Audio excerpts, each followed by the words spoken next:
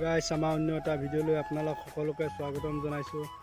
আজি আমি চৰাইবাহীত নতুন কাম এটা কৰিব গৈ আছোঁ। কামটো সম্পূৰ্ণ ভিডিঅ'খিনি আপোনালোক দেখুৱাম কি কাম কৰিব গৈ আছোঁ। ভিডিঅ'টো স্কিপ নকৰাকৈ সম্পূৰ্ণখিনি চাই থাকিব আৰু এটা লাইক কৰিব, আমাৰ চেনেলটো ছাবস্ক্ৰাইব কৰি দিব। ফাইনেলি আমি আহি কামৰ জেগা পাই গ'লোঁ। আমাৰ এইটো ৰাজু সিং, আমি এতিয়া কাম কৰিম। ৰাজু কি হাঁহি উঠি গৈছে নেকি? কিয় কৰিছে?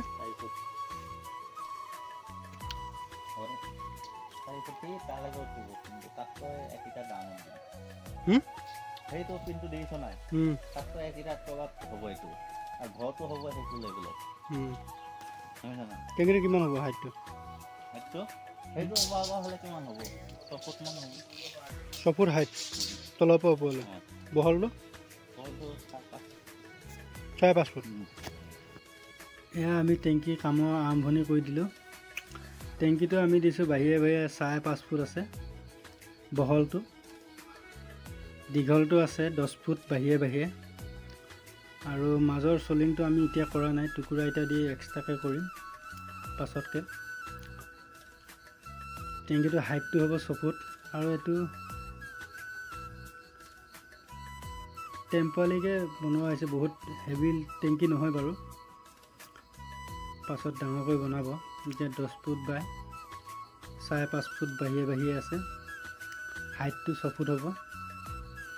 এইখিনি আমি খোৱা বোৱা আগলৈ কৰিলোঁ কাম। এতিয়া খাব যাম, খাই বৈ আহি আকৌ ইটো চাইড আমি কাম কৰিম। খাই বৈ আহি ফাইনেলি আমি গাঁতত আকৌ নামিলোঁহে। এয়া খাই বৈ আহি আকৌ কামত লাগি আছোঁ।